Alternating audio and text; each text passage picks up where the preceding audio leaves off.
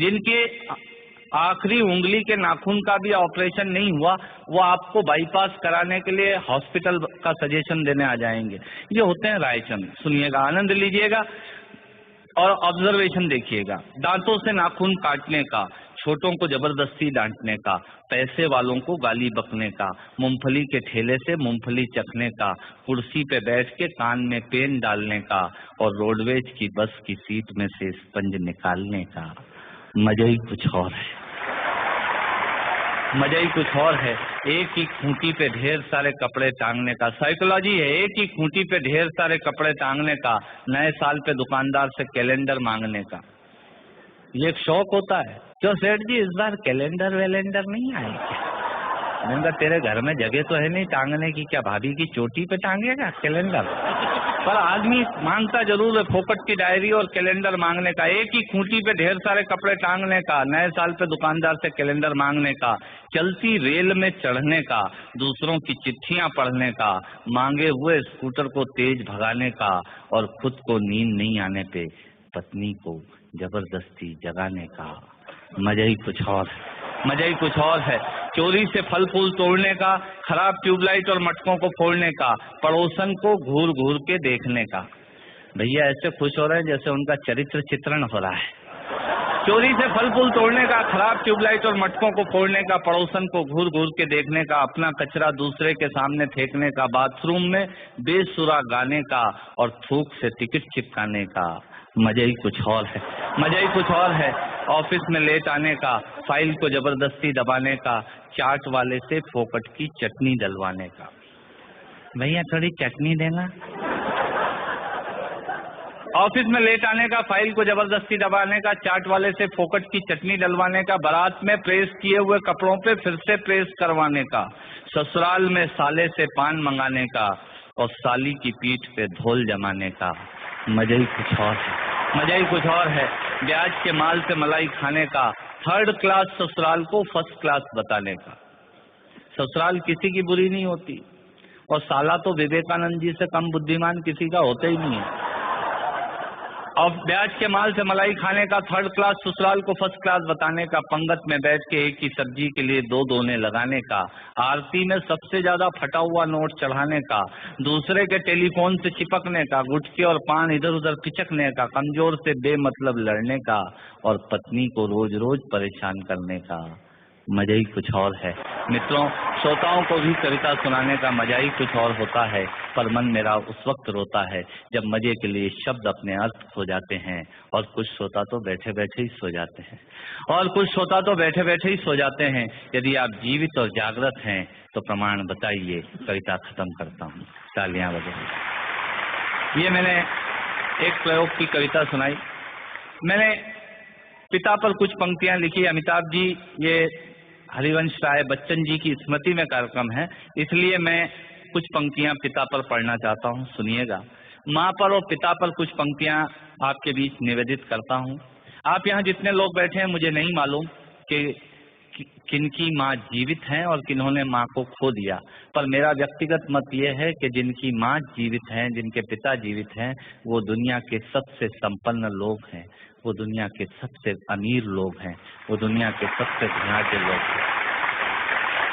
एक मिनट के लिए बचपन में लौटिएगा, याद कीजिएगा जब हम बहुत छोटे थे, माँ की गोद में थे, माँ का स्तनपान करते थे, तब माँ का एक स्तन मुंह में लेकर हमने उस माँ को दूसरे स्तन पर अपने छोटे छोटे पैरों से न जाने कितनी बार मारा, पर उस माँ ने हमें दूध पिलाना बंद नहीं किया।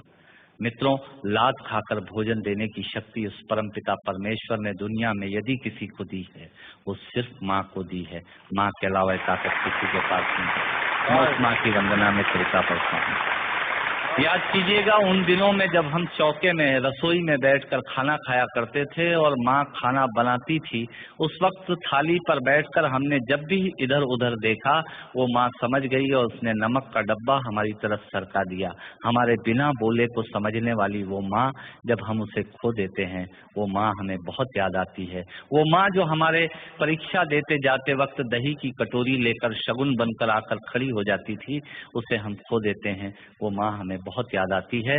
रमेश सोज की 4 पंक्तियां माननीय नेताजी यहाँ बैठे हैं, मैं पढ़ता हूँ। मुझे अच्छी लगती है कि बहुत रोते हैं लेकिन दामन हमारा नम नहीं होता, इन आंखों के बरसने का कोई मौसम नहीं होता, मैं अपने दुश्मनों के बीच भी महफूज रहता हूँ, मेरी माँ की दुआओं का खजाना है।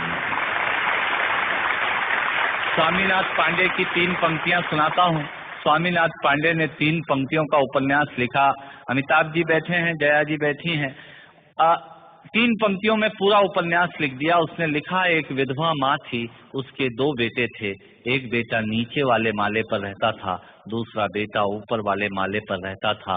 विधवा माँ 15 दिन एक बेटे के यहाँ खाना खाती थी, विधवा माँ 15 दिन दूसरे बेटे के यहाँ खाना खाती थी। पर ये उस विधवा माँ का दुर्भाग्य था कि साल में जो जो महीने 31 दिनों के होते थे, उस एक दिन उस विधवा माँ को उपवास रखना पड़ता था। 9 महीने पेट में रखने वाली माँ जब एक जवान बेटे को एक दिन भरी लगने लगी, तब इस नालायक हास्य व्यंग के कवि ने कुछ पंक्तियां माँ के लिए लिखी। सुनिएगा, यात्रा कीजिएगा मेरे साथ। माँ संवेदना है, भावना है, एहसास है। माँ संवेदना है, भावना है, एहसास है। माँ जीवन के फूलों में खुशबू का वास है।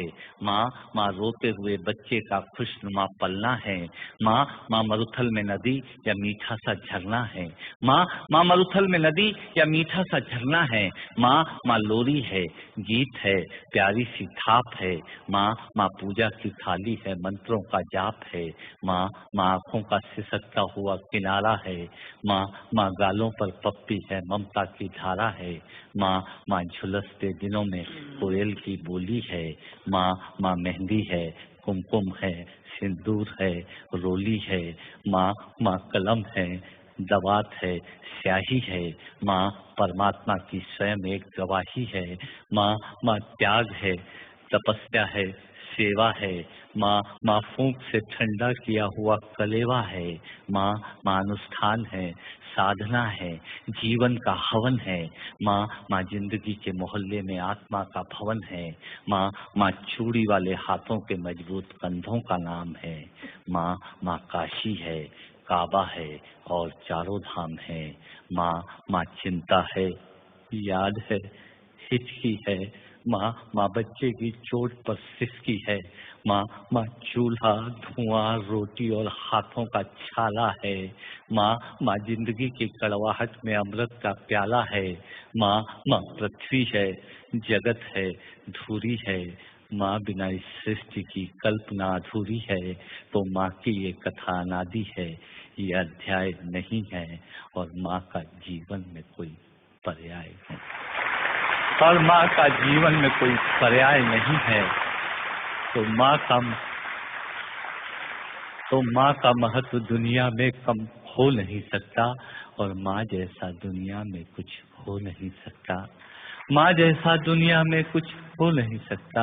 तो मैं कविता की ये पंक्तियां माँ के नाम करता हूँ। मैं दुनिया की सब माताओं को प्रणाम करता हूँ।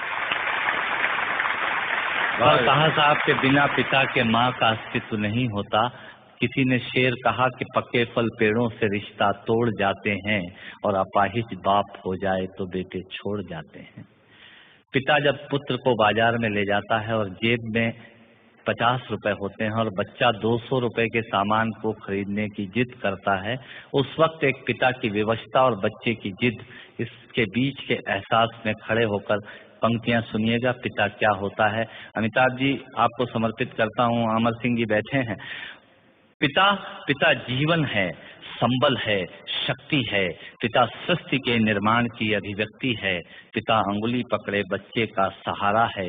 पिता कभी कुछ खट्टा, कभी खारा है। पिता पालन है, पोषण है, परिवार का अनुशासन है। पिता धौंस से चलने वाला प्रेम का प्रशासन है। पिता रोटी है, कपड़ा है, मकान है। पिता छोटे से परिंदे का बड़ा आसमान है। पिता छोटे से परिंदे का बड़ा आसमान है। पिता अप्रदर्शित अनंत प्यार है। पिता है तो बच्चों को इंतजार है। पिता से ही बच्चों के ढेर सारे सपने हैं। पिता है तो बाजार के सब खिलौने अपने हैं। पिता है तो बाजार के सब खिलौने अपने हैं।